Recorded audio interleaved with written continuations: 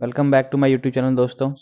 आज हम करेंगे पॉलिटिकल साइंस के इम्पोर्टेंट क्वेश्चंस और देखते हैं। चलिए स्टार्ट करते हैं। मध्य एशियाई अर्थव्यवस्थाओं को लाभ कैसे हुआ? मध्य एशियाई अर्थव्यवस्थाओं को लाभ उनके हाइड्रोकार्बन संसाधनों के कारण हुआ था दोस्तों।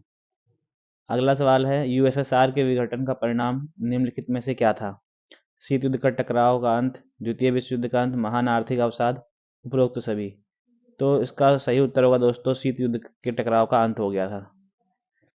जनता पार्टी के शासनकाल में भारत के प्रधानमंत्री कौन थे? जनता पार्टी के शासनकाल में मोरारजी देसाई को प्रधानमंत्री बनाया गया था। इसके कुछ सालों बाद चरण सिंह को भी बनाया गया था। 1995 में किस शहर में एफ्रो एशियाई सम्मेलन हुआ? तो यह बांडुंग में हुआ था, इंडोनेशिया के। इंदिरा गांधी की हत्या किस वर्ष हुई थी? इंदिरा गांधी की हत्या वर्ष 1984 में हुई थी। कांग्रेस में विभाजन किस वर्ष हुआ? कांग्रेस में विभाजन 1969 में हुआ था।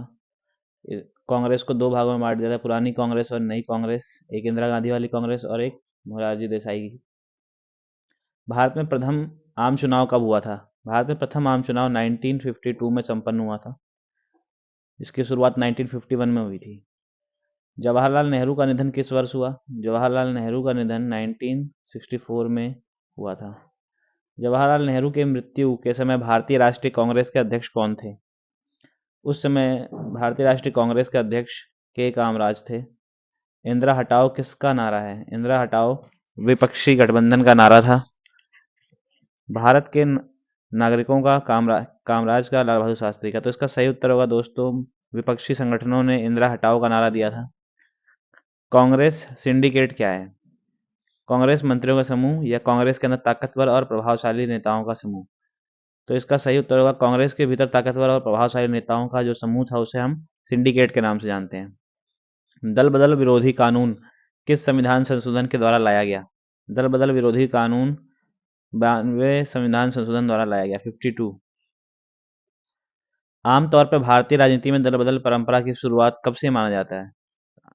तो इसकी शुरुआत दोस्तों 1967 के आम चुनाव के बाद से ही हो गई थी। भारत में गैर कांग्रेस सरकार के पहले प्रधानमंत्री कौन थे? तो इसका सही उत्तर होगा दोस्तों, मोरारजी देसाई। जनता पार्टी की सरकार बनी थी। जस्टिस पार्टी किस राज्य से संबंधित है? जस्टिस पार्टी मद्रास से संबंधित है। 18 मई 1974 में पोखरण में किया गया परमाणु परीक्षण के समय भारतीय प्रधानमंत्री कौन थी? तो उस समय भारतीय प्रधानमंत्री इंदिरा गांधी थी। किस पंचवर्षीय योजना को कृषि एवं सिंचाई आधारित योजना के नाम से भी जाना जाता है? तो दोस्तों, प्रथम पंचवर्षीय योजना में कृषि और सिंचाई पर ज़्यादा जोर दिया गया था, इसलिए इसे प्रथम पंचवर्षीय योजना कहते हैं। भारत में नई आर्थिक नीति की शुरुआत किस प्रधानमंत्री ने की थी? भारत में नई आर्थिक नीतियों की शुरुआत मनमोहन सिंह जी ने की थी।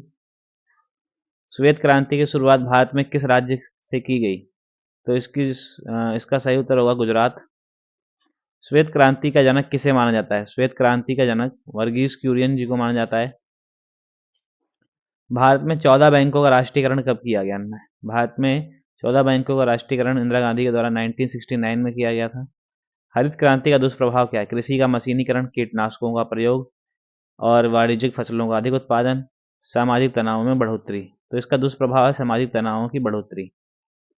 चितरंजन रेलवे इंजन कारखाना दुर्गापुर, भिलाई एवं राउरकेला इस्पात संयंत्र किस पंचवर्षीय योजना काल में स्थापित किए गए थे? तो ये स्थापित किए गए थे द्वितीय पंचवर्षीय योजना के तहत दोस्तों। इसका सही उत्तर होगा। जमींदारी प्रथा के उन्मूलन के संबंध में निम्न में से कौन सही है? किसानों का शोषण समाप्त हुआ, सरकार और किसानों के बीच सीधा संपर्क स्थापित हुआ, जमींदारों का राजनीतिक प्रभाव कम हुआ, उपयुक्त सभी। इसमें आप सारी बातें जो हैं वो सही हैं। हरित क्रांति का जनक किसे कहा जाता है? एम एस स्वामीनाथन, पीसी महालनोबिस, नॉर्मन बोरलॉग, उपयुक्त में से कोई नहीं। तो एम एस स्वामीनाथन को हरित क्रांति का जनक माना जाता है। पॉस्को प्लांट भारत के किस राज्य में स्थापित है? पॉस्को प्लांट उड़ीसा में स्थापित है दोस्तों। योजना आयोग की स्थापना कब हुई थी? योजना आयोग की स्थापना 2 अक्टूबर 1950 या 15 मार्च 1950। तो 15 मार्च 1950 को हुआ था दोस्तों। और